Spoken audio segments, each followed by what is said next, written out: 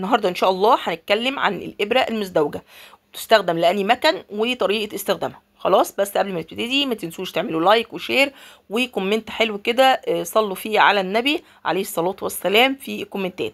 خلاص. اولا انا بقولك هنا ان الابره دي ليها جزء من فوق عريض، شايفاه؟ ركزي بقى، ابرتك اللي انت بتركبيها في مكانتك في الجزء بتاعها عريض من فوق، مالكيش دعوه بالجزء الابرتين من تحت، انا بتكلم على الجزء اللي من فوق. الجزء عريض وفي ناحيه مشطوفه وناحيه بومبيه مدوره. اولا كمان حاجه تانية، ان الابره دي بتيجي كل مسافه ما بين الابرتين. في الابره الاولانيه اللي شفتيها كان 2 مللي، والابره دي 4 مللي. في اكتر من كده، ايوه في اكتر من كده، بيجي فرق ما بين المسافتين. دي بتأدي ان الغرزتين اللي بيتعمل الفرق ما بين المسافه كل غرزه والتانيه. خلاص. القطعه البلاستيكيه دي بتيجي قطعه تاني مع المكنه برضو، والمكنه برضو بيجي معاها ابره مزدوجه على فكره. تمام. القطعه دي بتتركب فوق عشان نركبوا فيها البكره الخيط التانية. خلاص. اولا شايفه الابره دي، المسافه بقى اللي في الدواز دي اللي بتخش فيها الابره بقى بتنزل في القطعه دي. انت عندك الدواز فيه قطع عريضه، الجزء ده عريض زي كده. طبعا المكنه السنجر بتاعه المصنع، الجزء بتاعها اللي بتنزل فيه المكنه، لو انت هتشوفيه هيعمل عليه دايره دلوقتي، الجزء بتاعها رفيع صغير جدا وشايفاه؟ ايوه، ومدور، تنزل فيه ابره واحده. فاستحاله مكنه المصنع السنجر بتاعه المصنع تنفع معاها. ثانيا ان الابره بتاعتها التانية الجزء المجوف اللي فوق رفيع، مش شبه الجزء بتاع الابره المزدوج عريض. خلاص. ثانيا ان الابره دي بتتركب من الشمال، من الجنب الشمال كده، بتركبي فيها وتلضمي الخيط من الجنب الشمال، والفتحه بتاعتها بتيجي من الشمال. لكن الابره المزدوجه الوش الابرتين بيبقى ليكي. خلاص. فاذا كده ان مكنه السنجل بتاعت المصنع والمكنه السوداء لا تصلح للابره المزدوجه. اذا بتصلح فين؟ هتلاقي المكنه اللي بتتركبي فيها بتبقى جايه معاها الابره المزدوجه، يبقى اذا دي تنفع معاها الابره المزدوجه. خلاص. انا الاول بشيل الابره القديمه وبشيل الدواس عشان اعرف اركب الابره. الناحيه المشطوفه لجوه، والناحيه البومبيه المدوره النص دايره دي ليكي انت على وشك لحيتك. خلاص. وبقرط شويه على الابره واتاكد ان الابرتين نازلين في مكانهم كويس.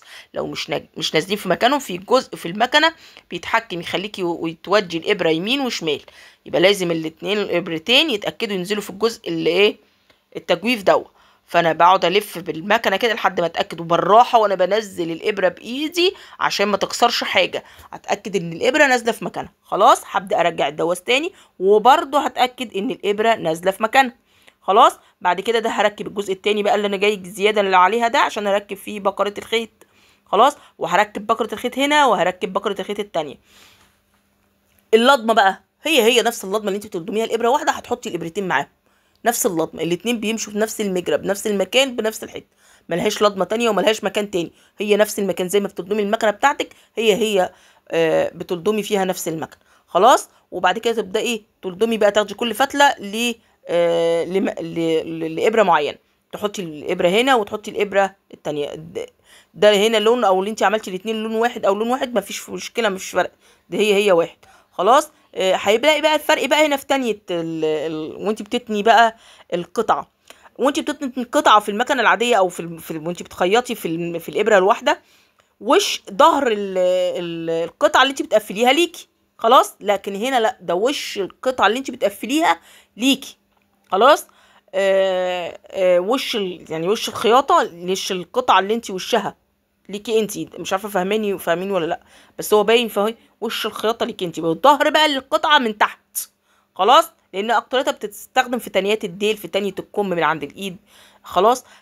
فوش القماش بيبقى ليكي انت، الا لو عايزه تستفادي يعني بشكل منظر الزجزاج، لان هي بتبقى ابرتين من على الوش ومن ورا كده الظهر ليها بيبقى رسمه الزجزاج زي ما انت شايفه كده. لو انت عايزه تستفادي بقى فعادي كانك بتقفلي على الابره الواحده وتشتغلي عادي. خلاص. هي بتبقى وشها ابرتين ومن تحت الزجزاج. خلاص كده انا قلت لك كل شيء. هي بتيجي مع المكنات البرازر اللي هي بتبقى الكمبيوتر الصغيره اللي بتحط على الترابيزه. كده انا خلصت لك كل حاجه، اسيبكم بقى في رعايه الله.